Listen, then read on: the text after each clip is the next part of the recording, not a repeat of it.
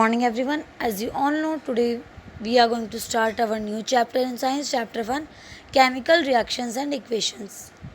Consider the following situations of daily life and think what happens when milk is left at room temperature during summers, an iron tawa pan nail is left exposed to humid atmosphere, grapes get fermented, food is cooked, food get digested in our body, we respire.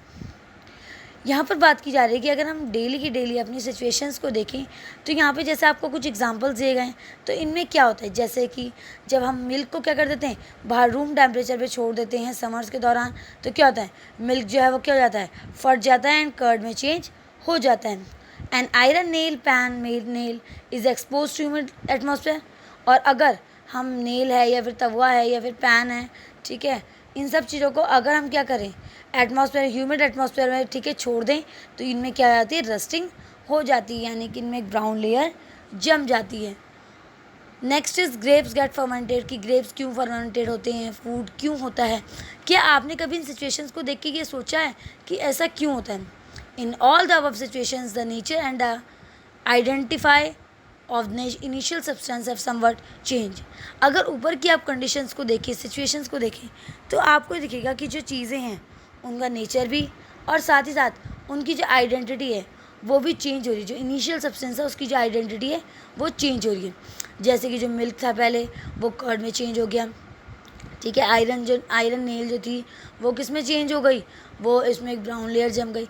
तो मतलब दो यहाँ पे सभी चीज़ें क्या हो रही है, कहीं ना कहीं चेंज हो रही है.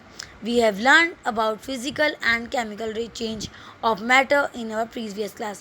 और अगर आपको याद होगा तो आपने प्रीवियस क्लासेस में भी जो मैटर है उसके चेंजेस के बारे में पढ़ा है कि जो मैटर है वो फिजिकल चेंज भी करता है एंड केमिकल चेंज भी करता है. Whenever a chemical change occurs, we can say that a chemical reaction has taken place. और जब भी कोई केमिकल चेंज होता है तो हम ये कह सकते हैं कि वहाँ पर क्या हो रहा है, कोई केमिकल रिएक्शन हुई है. You may perhaps be wondering us what is actually meant by chemical reaction. अब आप सोच रहे होंगे कि ये जो केमिकल रिएक्शन है ये होती क्या है. How do we know to come that a chemical reaction has taken place? और ये हम कैसे जाने हैं कि यहाँ पर एक केमिकल रिएक्शन हो रही है. Let us perform some activities to find out the answers of these questions. अब हम कुछ एक्टिविटीज़ करेंगे जिसके बेस पे हम बताएंगे कि ये जो एक्टिविटीज़ हैं ये कहीं ना कहीं इसमें केमिकल रिएक्शन जो है वो कैसे हो रही है. Clean a magnesium ribbon about 3 to 4 long of rubbing it with sandpaper. आपने करना है एक मैग्नीशियम रिबन लेना है 3 से 4 सेंटीमीटर का और उसे सैंड पेपर पे रब करना है. Hold it with a pair of tong. उसके बाद आपने उस जो मैग्नीशियम का रिबन है उसे साफ़ करके आपने क्या करना है, टोंग से उसे पकड़ना है. Burn it using a spirit lamp और burner and collect the ashes formed in watch glass as shown in figure 1.1. Burn the magnesium ribbon, keeping it away from far as possible from our eyes. ठीक है. अब यहाँ पे आपको क्या बोल रखा कि आपने एक मैग्नीशियम का रिबन लेना है, ठीक है. उसके बाद आपने उसको सैंड पेपर से रफ करना है, यानी कि साफ़ करना है. उसके बाद उसे क्या करना है, एक टोंग से पकड़ के, पेयर ऑफ टोंग से पकड़ के उसको स्पिरिट लैम्प पे बर्न करना है. और उसकी जो एशेज़ आएंगी उसे एक वॉच ग्लास में कलेक्ट करना है. और ध्यान रहे कि जब आप ये कर रहे हो तो आप मैग्नीशियम रिबन को अपनी आइज से काफ़ी दूर रखें, ठीक है बेटा. जैसा कि आपको एक्टिविटी में दिखाया गया है आपने किस तरीके से जलाना है. आपको दिख रहा होगा यहाँ पे एक हैंड के थ्रू क्या किया जा रहा है, मैग्नीशियम रिबन को जला दिया जा रहा है स्पिरिट लैम्प के थ्रू, ठीक है, बर्नर के थ्रू. और उसकी जो एशेज उसे एक वॉच ग्लास में कलेक्ट किए जा रहे हैं. You must have observed the magnesium ribbon burn with dazzling white flame and changes into white paper. आपको यहाँ पे दिख रहा होगा कि जो मैग्नीशियम रिबन है वो एक बहुत ही चमकदार फ्लेम के संग क्या होता है, जलता है. और उसकी जो एशेज़ है वो किस में कलेक्ट हो रही हैं, मतलब उसकी जो एशेज़ है वो वाइट कलर की किस में कलेक्ट हो रही हैं, वॉश ग्लास में कलेक्ट हो रही है. This powder is magnesium oxide.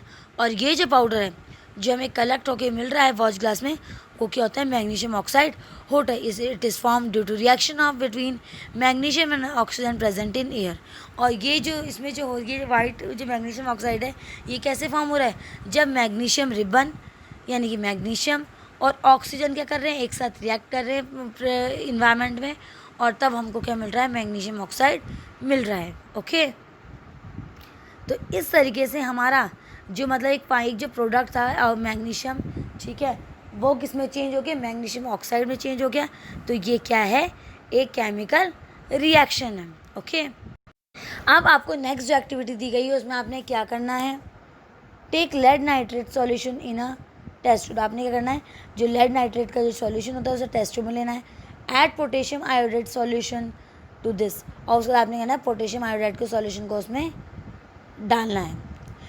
Take few drop of zinc granules in a conical flask और test tube, add dilute hydrochloric acid और सल्फ्यूरिक एसिड टू इट। ठीक है बेटा, यहाँ पे आपको दो एक्टिविटी दी गई है, एक में हमने लेड नाइट्रेट लेना है, पोटेशियम हाइड्रेट सॉल्यूशन लेना है और दोनों की रिएक्शन करानी है। दूसरे में आपने क्या करना है बेटा कि जिंक के ग्रैन्यूल्स लेने हैं टेस्ट ट्यूब में, ठीक है, और उसमें डाइल्यूट हाइड्रोक्लोरिक एसिड या फिर सल्फ्यूरिक एसिड डालना है। और मतलब जब आप डालोगे तो आपको बहुत केयर के संग ये डालना है, ठीक है। तो आपने ये अलग अलग एक्टिविटीज़ करनी है एंड उसके बाद आपने देखना है कि इनमें क्या क्या चेंजेस आ रहे हैं, किस तरीके से इनमें स्टेट चेंज हो रही है या फिर क्या चेंज हो रहा है, आपने इन चीज़ों को देखना है। From the above 3 activities we can see that any of the following observation help you to determine whether a chemical reaction has taken place. आप जब इन एक्टिविटीज़ को करेंगे तो आपको ईजिली पता चल जाएगा कि यहाँ पे क्या हो रहा है। अगर आप इजीली जज कर पाएंगे कि उसमें उसके कलर में चेंज आ रहा है या उसके स्टेट में चेंज आ रहा है, गैस इवॉल्व हो रही है, किस तरीके के चेंजेस उसमें हो रहे हैं, तो उससे उन एक्टिविटीज़ को करके हम अपनी ऑब्जर्वेशंस दे सकते हैं। From above the 3 activities we can see that any of the following observation help us to determine whether a chemical reaction has taken place, change in state, change in colour, evolution of gas and change in temperature. अगर आपको इनमें से कोई भी चीज़ दिखती है, as we observe the changes around us, we can see that there is a large variety of chemical reaction taking place around us. We will study about the various type of chemical reaction and their symbols in symbolic presentation in this chapter. और अगर आपको इनमें से change in state, change in color, evolution of gas या फिर change in temperature, आपको कोई भी चीज़ नज़र आती है, किसी भी मतलब जो चीज़ मतलब हम बर्न कर रहे हैं या फिर जिसको हम रिएक्ट करा रहे हैं, अगर आपको उसमें चेंज कहीं किसी में कलर में चेंज आ रहा है या फिर किसी में स्टेट में चेंज आ रहा है, ठीक है, या फिर गैस निकल रही है जलने पर, ठीक है, दोनों चीज़ों के रिएक्शन होने पर, या फिर टेम्परेचर में चेंज आ रहा है, टेम्परेचर बढ़ रहा है घट रहा है, तो उसे हम क्या बोलेंगे, केमिकल रिएक्शन बोलेंगे। और इस चैप्टर में अब हम ये जो केमिकल रिएक्शन है उसको सिम्बॉलिक रिप्रेजेंटेशन के थ्रू समझेंगे, ठीक है, जिसे हम क्या बोलते हैं, केमिकल इक्वेशन बोलते हैं। Activity 1.1 described as when magnesium ribbon is burned in oxygen it get converted to magnesium oxide. This description of chemical reaction in sentence form are quite long. It can be written in shorter form. The simplest way of write it in the form of word equation. ठीक है, अगर हम इस equation को लिखने लगेंगे तो अगर वर्ड्स की बात करेंगे तो हमें काफ़ी लंबा प्रोसेस पड़ेगा, तो इसीलिए हम क्या करते हैं, इसलिए हम इनको शॉर्ट में क्या लिखते हैं, मैग्नीशियम प्लस ऑक्सीजन, ठीक है, reactants magnesium oxide product. The substance that undergo chemical change in the reaction magnesium and oxide are called reactant. जो दो चीज़ें या तीन चीज़ें जो रिएक्ट करेंगी, ठीक है, वो हमारी रिएक्टेंट कहलाएंगी। And the new substance in magnesium oxide form during the reaction is the product. And जो नई चीज़ बनती है उसे हम क्या बोलते हैं, प्रोडक्ट बोलते हैं। जैसे कि आपने देखा होगा जब हमने यहाँ पे एग्जाम्पल लिया मैग्नीशियम का और ऑक्सीजन का, तो मैग्नीशियम और ऑक्सीजन को जब हमने मिलाया तो वो हमारे क्या हो गए, रिएक्टेंट हो गए, और उनके जलने पर, उनके रिएक्ट होने पर जो चीज़ बनी वो थी मैग्नीशियम ऑक्साइड, वो हमारा क्या है, प्रोडक्ट है। A word equation shows change of reactant to product through a arrow place between them. The reactant are written at the left hand side with plus sign. Similarly, product are written in the right hand side with a plus sign between them. Arrow sign, plus sign between them. The arrowhead points towards the product, shows the direction of the reaction.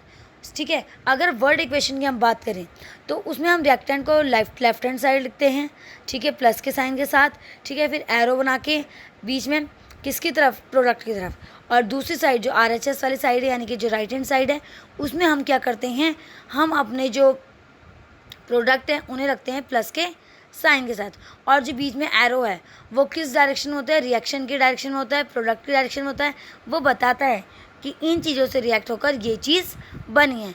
अब हम देखेंगे ये तो सबसे पहले बात हो गई कि केमिकल रिएक्शन होती क्या है, ठीक है। तो केमिकल रिएक्शन हमें क्लियर हो गया, ठीक है, कि जब कोई दो चीज़ें रिएक्ट करेंगे उसमें चेंजेस आएंगे, ठीक है, तो हमारे केमिकल रिएक्शन कहलाएंगे।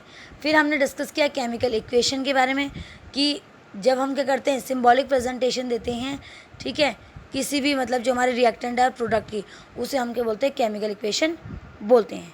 Okay, that's all for today. Thank you everyone.